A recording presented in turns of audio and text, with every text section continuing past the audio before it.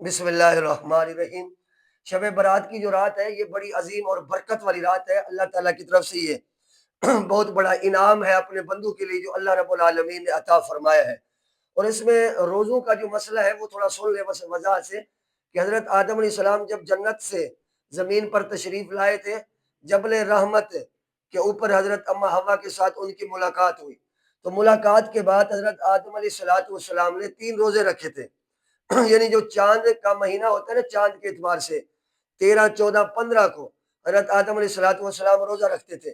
پھر حضور صلی اللہ علیہ وسلم نے وہ روزے اپنی زندگی میں رکھے، تو لہٰذا یہ جو روزے ہیں 13 14 15 ہر چاند مہینے کے اندر، تو یہ سنت مبارکہ ہے۔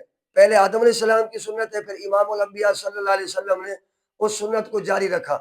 تو شعبان المعظم کے اندر یہ لوگ جو ہے نا روزہ رکھتے ہیں 14 اور 15 کا، یہ 2 روزے رکھے جاتے ہیں۔ تو ان کی حقیقت کیا ہے؟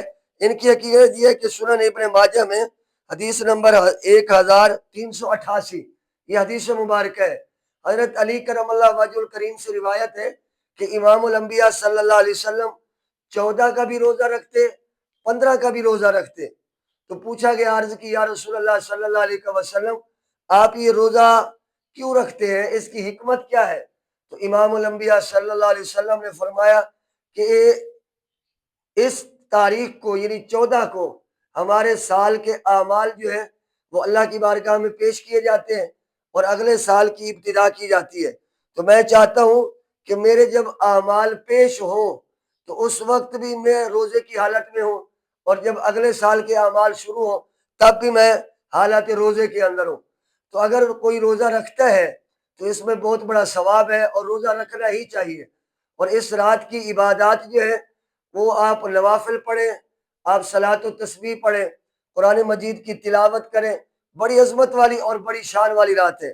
اللہ رب العالمین اس رات حضرت جبرائیل علیہ السلام رسول اللہ صلی اللہ علیہ وسلم کی بارگاہ میں حاضر ہوئے، حاضر ہو کر عرض کی، یا رسول اللہ صلی اللہ علیہ وسلم، آج آپ سوئے ہوئے ہیں، آج اتنی بڑی عظمت والی رات ہے کہ اللہ رب العالمین قبیلہ بنی کلب کی بکریوں کے بالوں کے برابر مسلمانوں کو اللہ تعالیٰ جہنم سے آزاد کرتا ہے۔ تو اتنی بڑی عظمت والی رات جو اللہ نے ہمیں عطا فرمائی ہے، ہمیں اس کی قدر کرنی چاہیے۔ اپنے گھر میں عبادت کریں، مسجدوں کو آباد کریں، اللہ رسول کا ذکر کریں، قرآن کی تلاوت کریں۔ اگر کوئی خطا ہو گئی ہے، گناہ ہو گیا ہے تو اس سے توبہ کریں۔ اگر کوئی ایسی عادت ہے، بری عادت، کوئی نشے کی عادت ہے، یا بندہ شراب کا عادی ہے، یا کسی برائی کا بھی عادی ہے، تو اس رات کو اگر توبہ کرے گا نا، اللہ رب العالمین اس کی توبہ قبول کر کے اللہ اس کی بخشش فرما دیتا ہے۔ تو لہٰذا یہ رات بڑی شان والی رات ہے، بڑی عظمت والی رات ہے۔ اللہ تعالی ہم سب کو اس کی قدر کی توفیق عطا فرمائے، اللہ تعالی ہم سب کو اس میں عبادت کی توفیق عطا فرمائے۔